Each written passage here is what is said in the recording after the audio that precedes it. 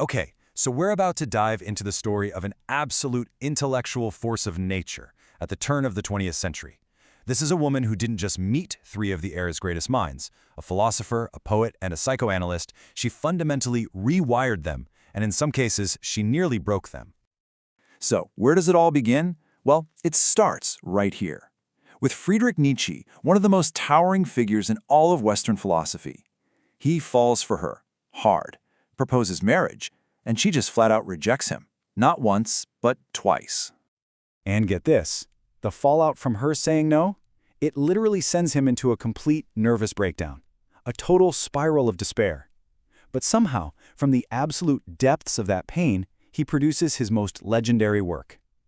Her influence wasn't just powerful, it was shatteringly creative.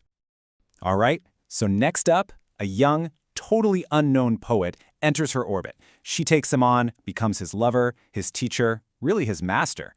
She basically reshapes his entire artistic identity, molding him into the icon we all know today as Rainer Maria Rilke. And just when you think her story can't get any more wild, at age 50, she decides to get into psychoanalysis. But she doesn't show up as a patient. Oh no, she becomes a colleague to Sigmund Freud himself, challenging the very foundations of his theories. So who on earth was this woman? All right, let's set the scene. Picture this. It's Rome, 1882, and the woman at the center of everything is Lou Salomé, and she's already got this reputation. People are calling her the most dangerous woman in Europe. But why? And here's the kicker. The reason everyone thought she was so dangerous is what makes this story so incredible. It wasn't about her looks, even though she was beautiful. It wasn't about money, because she didn't have any. Her danger was all up here. It was her mind. She was this brilliant, free-thinking 21-year-old who absolutely refused the one thing society demanded from women, to belong to a man. So, when two major philosophers, Friedrich Nietzsche and his buddy Paul Rée, both fall in love with her at the exact same time, she doesn't pick one. Nope. Instead, she proposes something completely unheard of. She says, hey, how about the three of us live together as a free community of minds? A purely intellectual trinity. No romance, no marriage, no ownership, just brains. And just in case anyone was confused about who was calling the shots here, she staged this photograph. I mean, this image sent shockwaves across Europe. There she is, holding a whip, with two of the most brilliant thinkers on the continent harnessed to her little cart like they're her horses. This wasn't just some funny picture. This was a declaration of independence. But, an experiment this radical? Well, it was bound to blow up. Because for all their intellectual talk, you just can't override human emotion. And for Nietzsche, this failure was going to be absolutely catastrophic. And you just have to look at this timeline to see how fast this whole thing went from 0 to 100 and then completely crashed. They meet in April. By May, she's proposed the Trinity and they've taken that wild photo.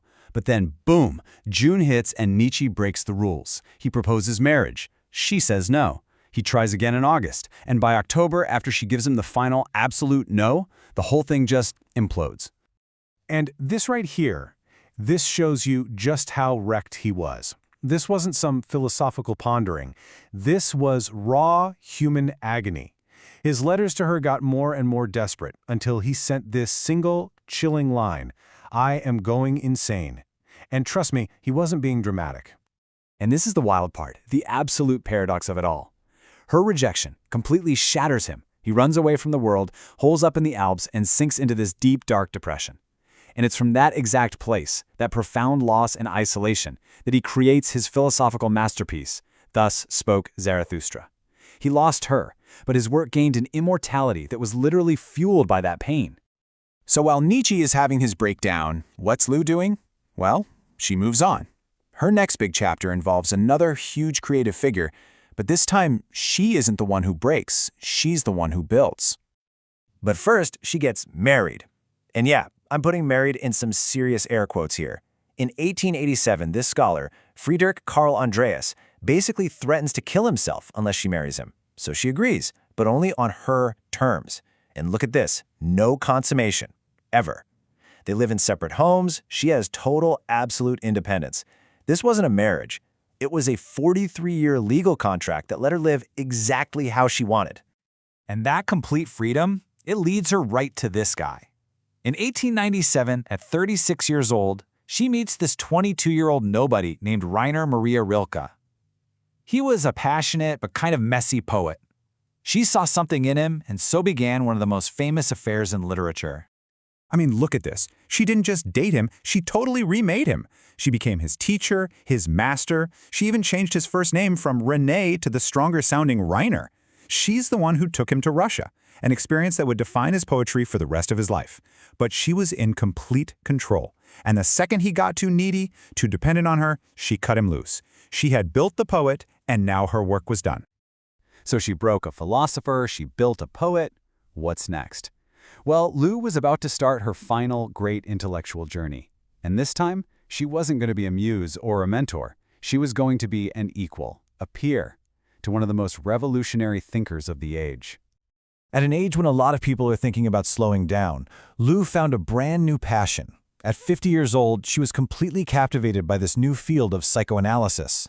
But in a world where women were almost always the patients on the couch, Lou took a seat in the chair right next to Freud himself. She didn't come to be analyzed, she came to analyze. And what's just incredible is that she walks right in and starts challenging the big man himself. Freud's theories were, famously built around a male model. He saw women as incomplete men, driven by penis envy.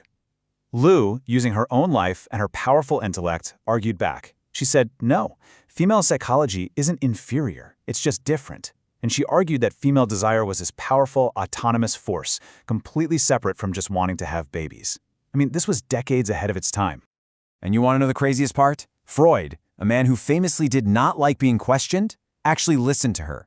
He had this profound respect for her mind, even calling her irreplaceable. He valued her critiques, giving her an intellectual respect he barely even showed his closest male followers. In Freud, she'd finally found her true intellectual match. So, okay, let's zoom out. You take the philosopher, the poet, the psychoanalyst, you put it all together, and what kind of life does that add up to? It adds up to a life lived completely, defiantly, and totally on her own terms. Just look at this list. It's like a resume of rebellion. Every single one of these actions was a huge middle finger to the conventions of her time. Each one was proof of her fierce, fierce independence. She rejected, she molded, she challenged, and she wrote her own rules every step of the way. She built a life of total intellectual and personal freedom, which was something almost unimaginable for a woman back then. Now, obviously, you don't live a life like this without making some enemies. People called her cruel, manipulative, a man-eater. They said she just used these brilliant men for her own intellectual kicks. And it leaves us with a pretty fascinating question, right? Was she this cold-hearted manipulator, or was she simply a woman who decided to play a man's game by a man's rules, refusing to ever be the victim? And that, right there, brings us all the way back to the beginning. Back to that photograph of the young woman holding a whip. See, now we understand that it wasn't just some provocative joke for a picture. It was a promise. It was a mission statement she made to herself and a warning to the world. She was going to be the one driving her own cart, cracking her own whip. She would live free, or men would break themselves trying to tame her. And she kept that promise for 76 extraordinary years.